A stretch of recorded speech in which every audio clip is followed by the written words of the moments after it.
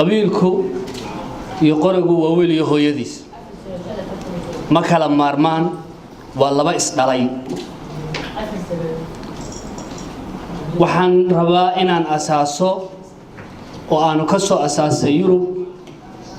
group ama saa u taqaanay xisbi la dagaalamaysa qabyaalada iyo qorigaba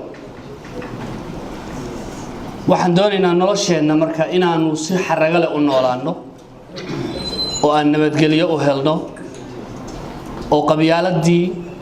iyo qorigii aan isdaba dhigno waxaan rabnaa ubadkeena soo socda inay noogu faanaan oo yiraahdaan aabayaasheen waxay nooga tageen wadan nabad leh ma aha nin kasto intuu xoogaa lacag helo oo wax way hub ku soo goto wiilal yaryar ama jaamacada ka soo baxay ama iskuulaad ka soo baxay askar la wada qorayo oo la leeyahay reerkaas yeena naga laandheereysnaan reerkaasi cadkeena yeena qaadan waa inaynu galnaa jidadka ama isbaara dhiganaa waa inaynu ku taageernaa ilaahumay hal jifi ku noqoto jagada ama xilalka dawladnimo waa inay laakiin aqoon leeyihiin oo inay hogaamin karaan sideen mustaqbalkeena u helno nolol yalo raaxo leh intaynan hortag wax talaabo dhaqaajin ama jaga raadsan ama shaqo abuuris inaan gelin waa inaynu horta bilownaa sidaynu hubka iskaga dhigi lahayn oo ku wareejin lahayn dawladda markaad amni hesho oo nabadgelyo hesho ayaa nolol raaxo leh helaysaa waad shaqo tagaysaa markaas soo dhaweynayna aniga inta igu xeeranba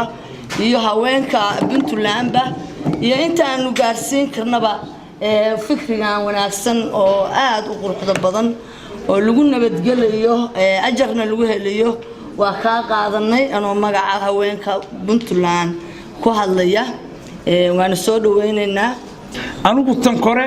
iyo kuwa gobolada iyo Soomaaliya oo dhan waxaan ugu baaqayaa hubka dhiga dagaalkana hoja iyo hay'adda colaadda haaraanku gacal wuxuye ciilqabka halmaama isu soo hilooba oo midnimo saato ku heshiiya intaad eebahay heshataan dawladnimo haybsha waxaad heli habeenka mida ku haqabeeshaan hadii kale huqiiqin ku jira tala maaysan waxaan ka codsanayaa oo fariino aan u dirayaa madaxweynaha cusub ee Puntland Siciid Cabdullaahi Dani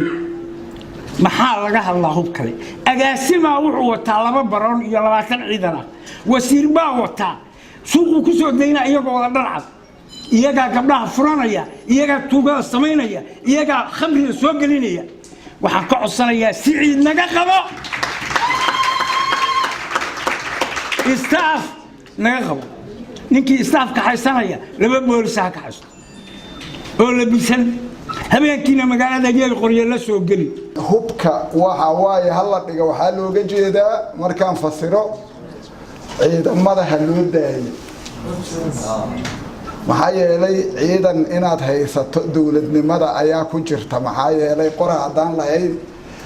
waxaad isku difaacda hadhow heli maysid laakiin waxa waaye qoraga adigu iska dhig shacabaatee ciidanka u dhiib hadaad qora inaad haysato rabtana ciidanka qoro oo shacabnimadu haday ku dhibayso militariga gal haddii aan maanta la isbadbaadin oo nidaamka dawliga aan ku shaqaynayna iyo suushadeenna aan quality aanan u yeelin oo la xakamaynin de annagii baa wadna oo annagii baa dawladda oo shacabka dawladda shacabkii baa xataa aamusan oo raali ka ah wax kasta oo dhaca oo khalada raali ka qofkan si iyo qofkan shaqada u diidiyo dheeldheesha in ka daayo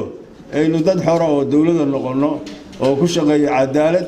oo diin ku shaqeeyo oo sharaf ku shaqeeyo qabiilku waa jiraya inta dawlad musuq maasuq jidho hadii dawlad fiican la helo qabiilku waa baabaya hadii aysan qabyaalad jirteen dadka dhan waxay ahaan lahaayeen dad ma taqaanaa transparency ah u siman adeegyada waxa weeyaan bulshada waxa inta badan adeegyada waxa weeyaan loogu kala bato ama waxa weeye dadka kala geeyina waxa koow ka ah oo aabo ah oo saldhig u ah ama ku beeskareysan tahay waa qabyaalada marka insha Allah anigana waxaan rajeynayaa inaan walaalkay Cabdi Fataax maadaama uu yahay xisbi furan inaan ku biiro oo kala shaqeeyo barnaamijka Allah xoojiyo